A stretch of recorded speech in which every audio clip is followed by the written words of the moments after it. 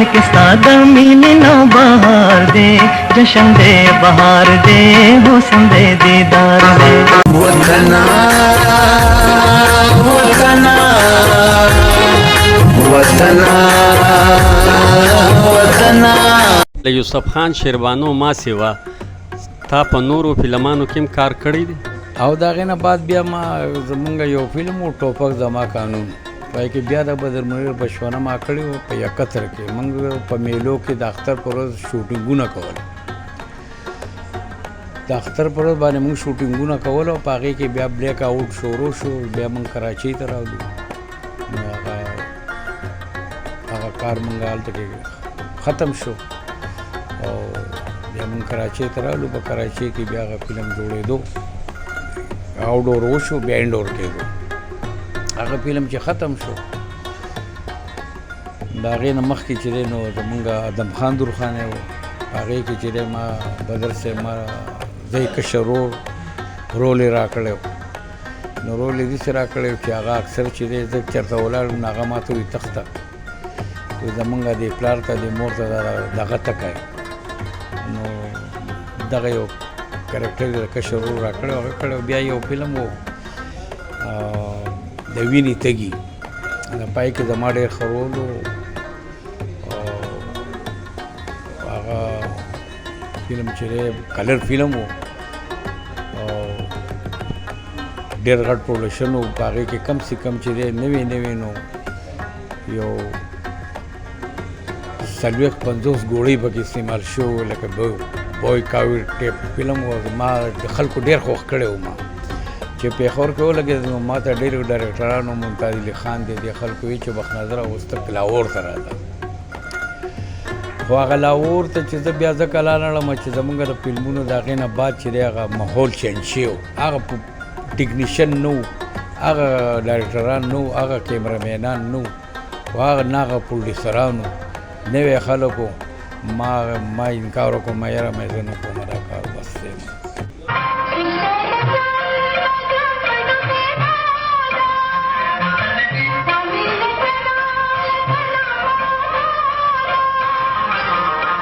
دا ما ته ووایه چې بنیادي طور د کومې علاقې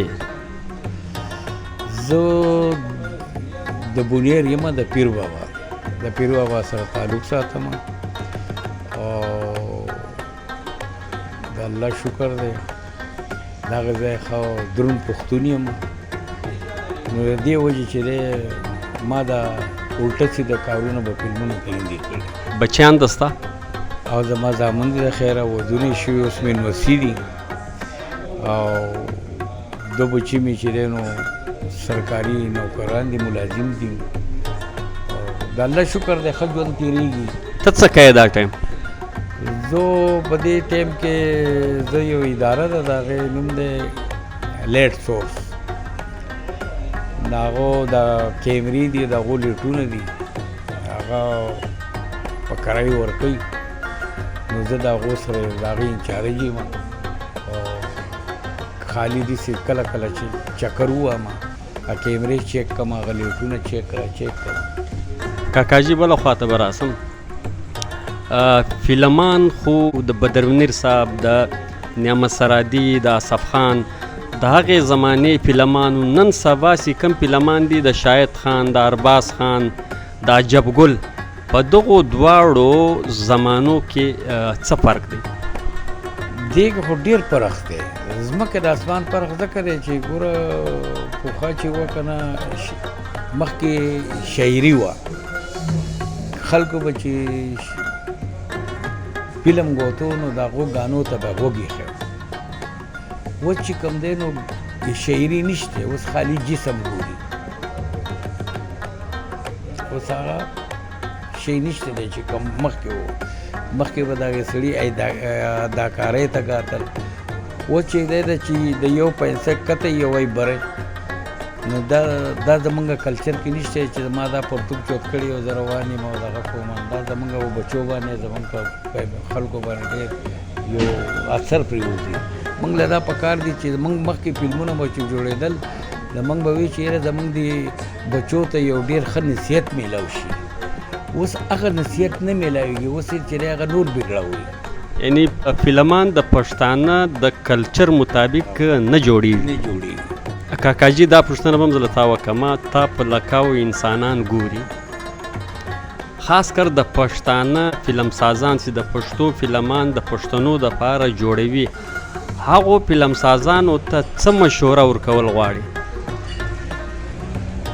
هغو ته دا مشوره ورکول غواړي چې هغه به خپل کلچر باندې فلمونه جوړوي، په خپل هغه باندې جوړوي. لکه زمونږ پرېږده، موږ خو چې دی نو پښتانه یو، موږ ته خو د خپل کلچر ډېر قدر پکار دی. خو زمونږ تېر شوي خلک چې کم دی که نه، کم نورو خلک لکه پرنګي فلم یې جوړ کړی دی، اردو فلمونه به پښتنو په غیرت باندې ډېر فلمونه جوړ شوي دي د پښتنو په غیرت باندې. دوی له خو دا پکار دی چې اوس هغو جوړ کړي دي نورو ژبو خلکو. نو موږ له خو پکار دی چې د هغې نه ډبل په خپل دغه باندې فلمان جوړ کړو که نه. لیکن دوی خو هغه شی نه کوي که نه، دوی خو په اوږۍ شړۍ اچولې شاته پسې چې دی څه به ووایم نو نور به په دې خبره باندې به نور به زه هسې ښه خبره نه ده چې نور زه څه یم، خو زمونږ کلچر یې خراب کړی دی بس. کاکاجي په ژوند کې د زړه ارمان څه دی؟ د زړه ارمان یاره څه ووایم، د زړه ارمانونه ډېر دي، نو څه به ووایم. بیا هم د زړه ارمان خو زمونږ دا دی یاره چې کوم تېر شوی وخت دی د هغې پسې ارمان کوو. موږ وایو چې هغه دور وی، هغه بدر منیر وی، هغه یاسمین خان وی، هغه یا مسردي وی، هغه خلک وی، هغه عزیز توسم وی، هغه خلک وی. موږ یو فلم بل جوړ کړی دا د یوسف خان شیربانو په نوم باندې د ادم خان درخان دی، د ټوپک زماکان غوندې فلمان موږ جوړ کړی. اوس هغه خلک نشته دی او هغه دور ختم دی، نو موږ د هغې دور ارمان کوو. کاکاجي په آخر کې مینوالو ته څه پیغام ورکول غواړي؟ مینوالو ته دا پیغام ورکوم چې خوشحاله دي اوسي، جنګ جګړې دي پرېږدي، دور د ژوند دی په خوشحالۍ دې تېر کړي. بس ډېره مننه قدرمنو کتونکو، دا و بخت نظر صاحب چې موږ له تاسو سره